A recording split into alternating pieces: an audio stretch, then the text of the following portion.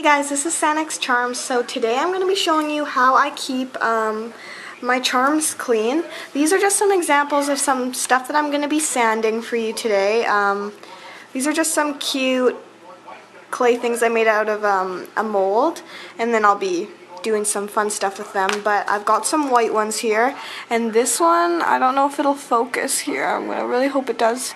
You can see that it's got a whole bunch of dirt and a whole bunch of just like fuzz and all that kind of junk that you don't want in your clay. So I'll show you how that works. It's kind of going to be harder because this is flat, but I'll do my best to show you how effective this is. So what I'm going to be using today is 3M wet or dry sandpaper, and this is importantly 800 grit. Right here in the corner it'll tell you the grit.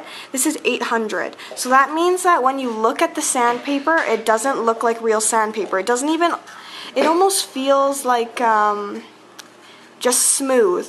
Like there's nothing really that is that different about this. Like it's not like gritty like regular sandpaper that you'd get out of your dad's shed or something like this. And you can find this in any hardware store or Canadian Tire, Home Depot, maybe even Zellers. And I got this in the car section, so this is what I use to do stuff on my car also. But it's really, really fine. So what you're going to do is you just rip off a tiny piece, and that's why it lasts so long, is because there's tons of it in here. And you're just going to get your piece. So this is the one with all the dirt.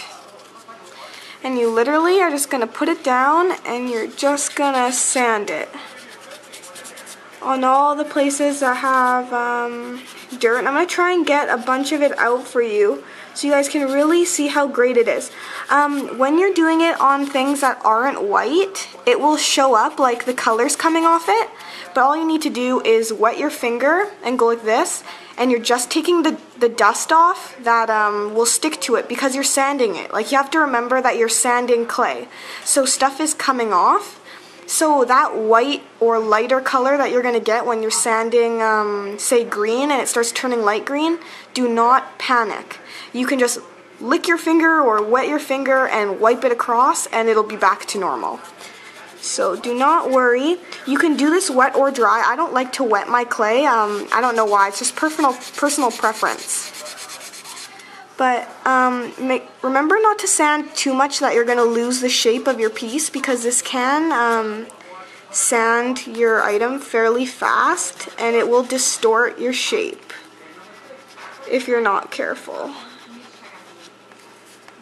And then you're going to see that the clay is coming off on it, so you just want to change every so often when you feel like it's too smooth, you're not getting anything.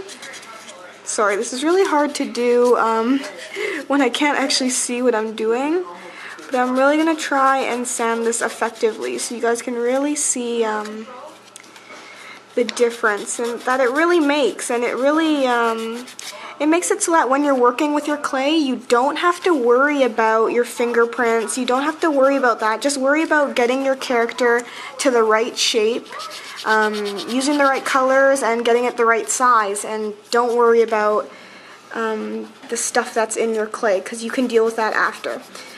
Please keep in mind that these are already baked, so these have been baked. These are not unbaked. So this is with polymer clay.